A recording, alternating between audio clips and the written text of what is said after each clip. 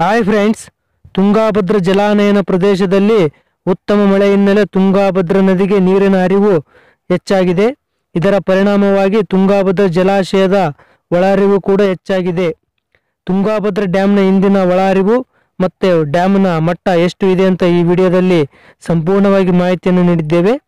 ಈ ವಿಡಿಯೋಗೆ ಲೈಕ್ ಮಾಡಿ, ತಪ್ಪದೆ ನಮ್ಮ ಚಾನೆಲ್ ಸಬ್ಸ್ಕ್ರೈಬ್ ಮಾಡಿ.